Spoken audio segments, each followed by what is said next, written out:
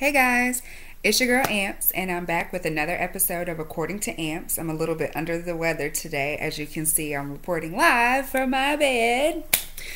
But I had to come on here and talk to you guys a little bit about Love and Hip Hop Atlanta, Season 6, Episode 3. So I guess we'll just jump right into it, right? So we begin the episode where we ended last week with Rashida confronting Kirk. What? So, of course, as we saw in last episode, Rashida was cooking Kirk some dinner because he said that she don't never cook and she ain't never at home. So she decided to make sure she had a nice, decent meal right there on the table for him. So she starts confronting him, and Kirk, he goes ahead and he admits, I might have fucked up. I did know the girl. It ain't had no relationship. She ain't never met Carter. It ain't never been nothing like that. Yeah, she did live downstairs. But I love my family. I love my family. So Rashida kicks Kirk out. Mind you, he was a little bit too calm about this situation. He hit one of those Jody moments. I lied to you because I care about your feelings. You see, I care about your feelings. So Rashida goes ahead, she takes her ring off, say, go on, get out of here. I'll bust you upside your head. So, Kirk, go ahead. Go ahead. Because Rashida said, you better get on out of here. So, the next scene, we come with the fellas. We got Young Jock. We got Lil Scrappy. And we got Waka Flocka Flame. I would like to point out, who the hell rented Scrappy a Bentley?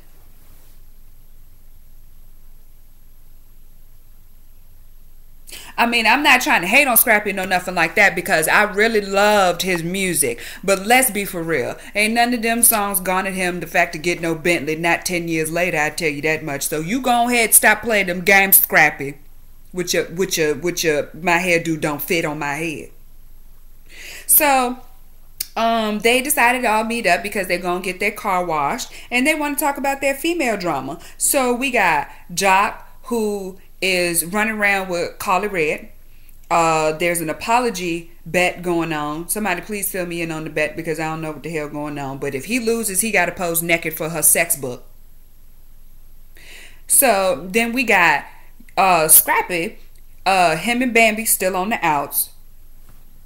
And then you got Waka, who for the past 6 months has not been living at home because Tammy done kicked him out for his indiscretions. Did y'all notice that Waka kind of snitched on Scrappy a little bit where he was like, yeah, I ain't with these two, you know, they out here drugging females and stuff. And I was like, Scrappy, you kind of snitched a little bit. Do you know something we don't?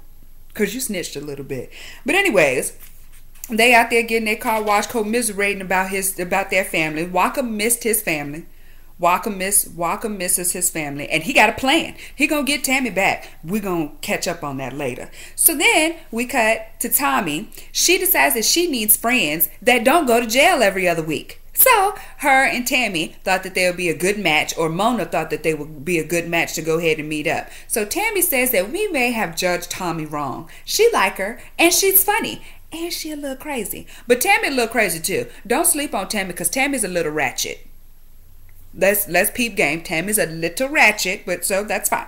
So they decided they were going to go ahead and they were going to go out. Tammy was going to take her out so she can bond, as Nene Leakes would say, with some of the other female cast members.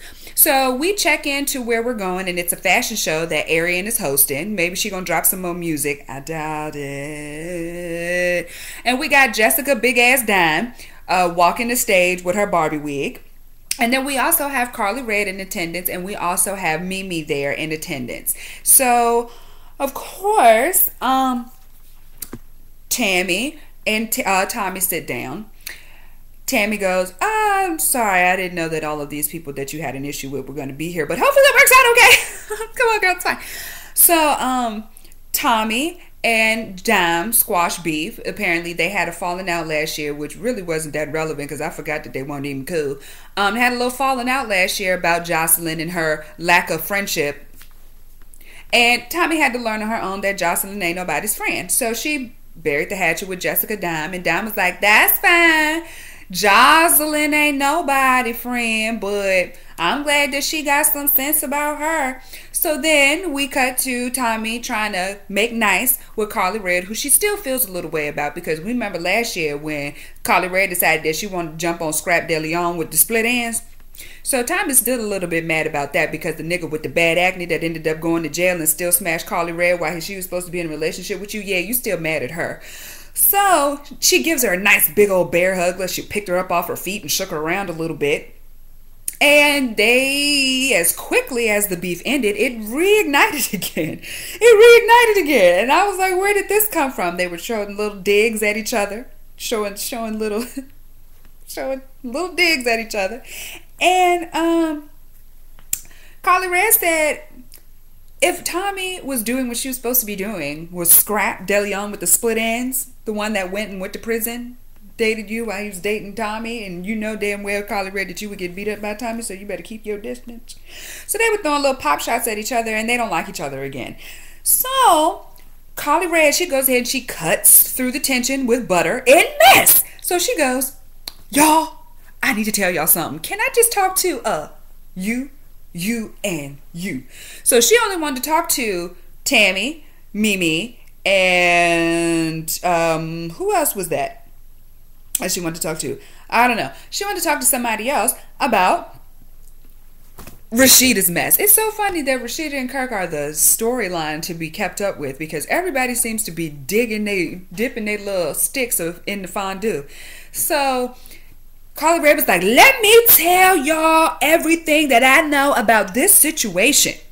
So she starts going ahead and spilling the tea right on over on the table. And Tammy said, oh no, you ain't gonna try me today. Rashida is my friend, and I don't know why the hell this information coming out your face, but I don't think it should be coming out your face, and I don't think I want to be present for this. So I'm gonna go ahead and peace out, peace out, peace out, peace out. Yeah, you know, I'm gonna go ahead and peace out. And I respect Tammy for that. I respect Tammy wholeheartedly for that, because it is, in some of these shows, the show keeps going because you have other people that get together with one another and they talk about the mess. But why people feel the need to share the business with the rest of the people is the whole reason why we even have a show this season. Because I'm telling you, Kirk and Rashida seem to be the gift to keep on giving, because everybody seemed to be talking about it. Everybody got a hand in it. Carly Red and got the tea. Mimi's boyfriend, or Mimi ex-boyfriend, is now the brother boo. We're gonna get to that in a few minutes. And then you got everybody's just all up in the mix. So I don't know what the hell going on. But we cut to the next scene. Where we have Jasmine is rolling over in the bed with Rod. Rod looked like somebody play cousin or play uncle. You know, the man that used to come over the house and mom say, oh, this just a friend of mine. This just a friend of mine. And he be in the kitchen drinking up all the Kool-Aid. And also his beard looked like somebody painted on. He went to Hair Club for Men. That we went. Because it's just matty thick. But don't seem to be, it seems thick, but it don't seem to be full. It gives the appearance of thickness, but it don't seem to be full. It looks like it looked like you still need a couple more treatments from the Hair Club for Men. That's what it looks like. But anyways, they roll over in the bed and they kiss each other, and then he rolls over to the other side and there's another lady in the bed. So we find out that Jasmine is in a relationship with Rod, who's in a relationship with Keanna, and they're all in a relationship together.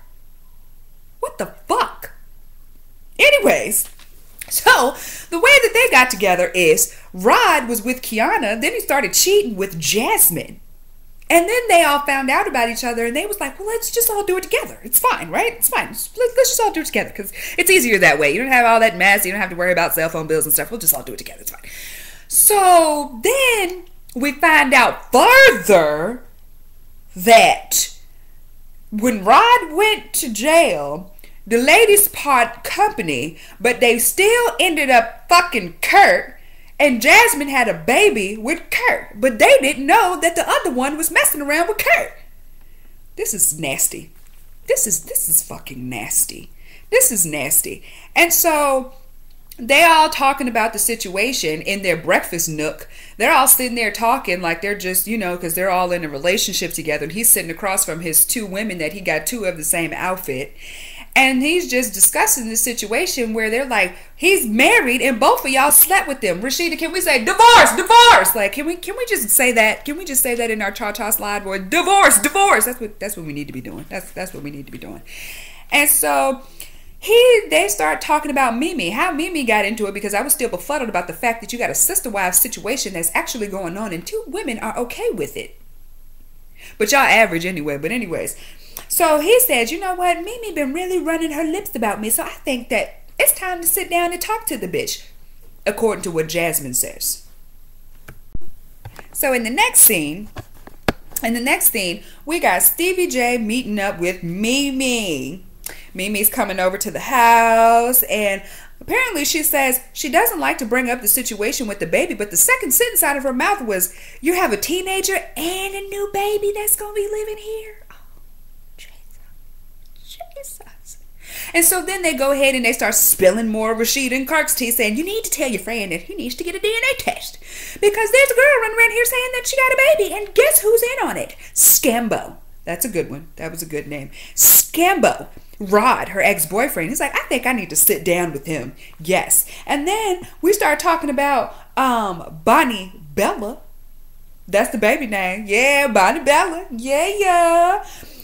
Joseline is still mad. Mimi is still mad at Joseline about last season, where she had this whole story about the lady having Stevie J's baby, who really didn't have anybody's baby, but she was just on it. I was just kidding, y'all. I was just kidding. So Joseline's still mad. Mimi's still mad at Joseline about that. She said, I don't want her anywhere around Eva. She is psychotic. Mind you, you did a sex tape and you still get to be around your daughter. Just saying. And y'all still messed around with the same sleaze bag. Just saying. So we're going to go ahead and close that scene out, because I don't really care about them too. But then we cut to the next scene where we got M, aka DJ M, going with Joseline to the place where she's supposed to get these shorts tested for DNA. So M is worried a little bit because she's playing defense with all of these people, and she knows that she's not going to be able to keep it up for long because she's friends with everybody. So she's not going to tell Joseline that she was just out with the rest of the people or the rest of the cast that don't like her. So she don't want to tell her that because she don't want to lose her spot as the fence sitter. She don't want to do that because she's friends with everybody. She don't want to be mad at everybody. That's just not what we're going to do. So they take the shorts to a DNA specialist, and they pulled the shorts out in the same nasty ass Ziploc bag, and the lady was like, no, this is not going to work. This is, ma'am, you've been watching too many scenes of Law and Order, CSI, and Criminal Minds, because it doesn't work this way. So she goes on to say that technically you took these shorts and you brought them to me. So if you really want to get a foolproof DNA test, you might want to get something that wouldn't be considered as tampered with.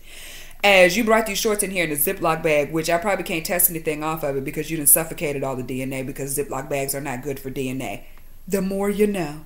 Didn't know that. So they was in there joking about how they watched too much TV and they thought it would be a good idea. So let's just say that didn't work out right. So we cut to Waka. Waka's plan is he just going to bring his 2 suitcases and jump on out the car at Tammy's house and say, hey, boo, I'm back. I was just playing. So Tammy, surprisingly, was sitting in the stairwell, and she was like, what the hell are you doing here? Why are you and your bags here? That was a great front, Tammy. That was a great one. That was a wonderful one. And so he was like, well, can I come in? She was like, yeah, but you better take them nasty ass shoes off. And so then Waka's like, you know, I miss my family. I miss y'all. And Tammy was like, you'll get over it. I don't know what you missed me for when you was out here fucking every Tom, Dick, and Harry. And he was like, I just want to come back. She was like, oh, honey, I only got 4 bedrooms up here. Ain't no space for you. And I'm like, but there's just you and your daughter and who else? But, you know, I mean, we're just going to go ahead and pretend like you make enough money to go ahead and support yourself all by yourself. But that's fine. That is fine. Tammy, it is okay. You go ahead and you stick to your guns as long as you want to. You go ahead, but I guess it's null and void because y'all ended up taking each other back anyway. So let's just go ahead. So let's cut to the next scene. Dime and Tommie meet up. They're new friends now. They both got on their Barbie wigs. I'm a Barbie girl. in a Barbie way. They go ahead and they meet up at a nice little bar, and they're glad that they were able to bury the hatchet because Joseline ain't never been a good friend to nobody. And so Dime goes ahead and throws in that maybe Carly and Tommie can go ahead and bury the hatchet too. And Tommie was like, yeah, maybe. We'll talk about that on another day. So they had this great idea that maybe they should go out on a double date. Neither one of them has been out on a double date, but they thought it was a cute idea. So they decided to go ahead and meet up, excuse me, at a later date. So we cut back to Mimi. Mimi is meeting with Rod.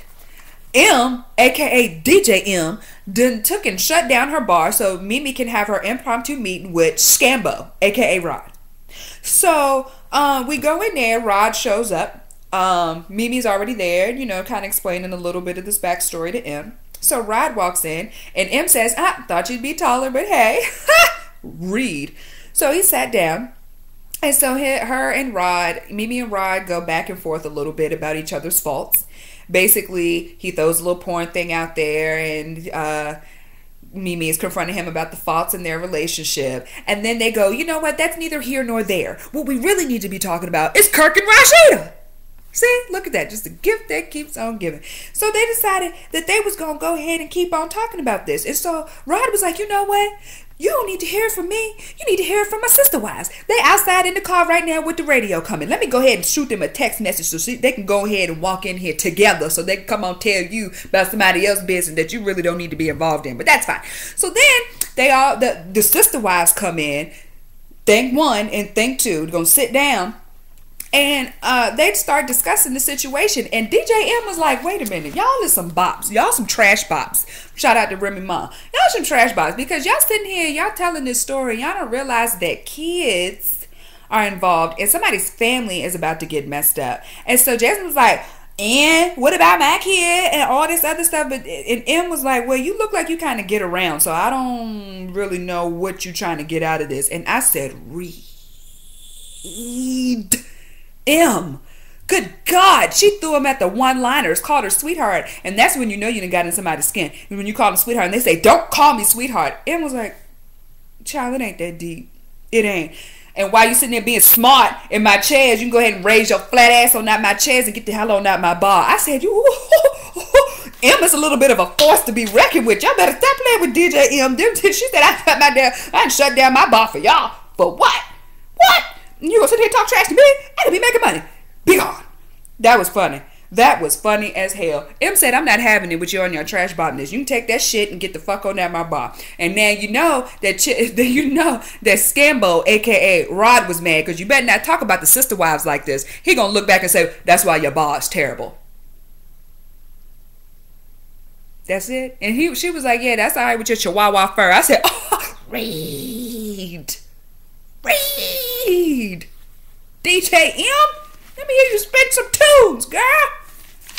Lord.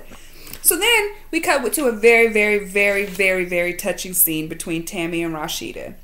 Rashida had the best natural makeup job I'd ever seen because it looked like no tears running down that face. But she probably cried all her tears out before she told Mona, pay me for my pain, ho. This is terrible. Look at what you did. So they were talking about it, and I think Tammy is a real friend. I really do. I think that this show is too good for Tammy. I mean, she's too good for this show. I really do. I think that the way she goes after her love for her friends and her family, she's too good for this show. Because she basically told Rashida, she said, if you want to go ride on that nigga and beat him up, if you want to go ride on that bitch and beat her ass, I am down. Just tell me whatever it is that you want to do. I am down with you. I am down with you, which I thought was sweet. And she needed a shoulder to cry on.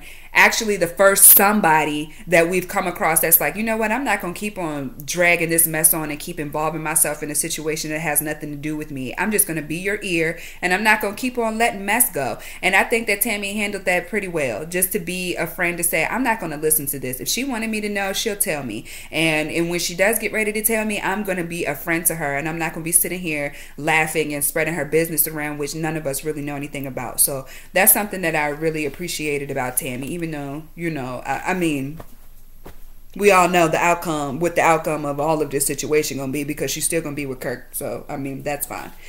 So then we cut to the very, very last scene the very last scene where we show up for our double date with Tommie and Dime. Dime, her date is going to be Alexis Sky, who used to be with Fetty Wap. So this looks like this is going to be her intro to Love and Hip Hop Hollywood, which we found out that she's going to be on that show, which Masika and all of them, they refused to film with her ass. But she's a cute girl. She is a really cute girl. I hope that she finds, you know, another avenue to take instead of jumping on every dick and beef that she jumps on, which, you know, she probably got a lash line and a hairline and, you know, the regular old I'm a bad bitch for a living hair extensions and all that shit. And Tommie's date is Jock, and that's where we stop off at. And that's this week's episode. I thought Lovely Mimi was gonna be on this episode. I cannot wait till next week. They better put my boo on there because I can't wait to see Lovely Mimi and all her shenanigans. I seen Joseline J in tow. I love it. I love her. I think her attitude is very, very fun. So I'm looking forward to see what she's going to bring to this season. And of course, make sure to like, comment, and subscribe. Let me know what you thought about this week's episode. Let me know what you think about any of the cast members. Let me know any drama that you guys got going on as far as this season that I want to hear about. Make sure to send me memes, comments, and everything because I want to giggle through this season. This one seems like it's going to be a kiki. And make sure to visit my website at ampsthedeuce.com. That's AMPS, the THE, Deuce, DEUCE.com. And everything else I do, I'll come on and let you guys know. Until next time, bye guys.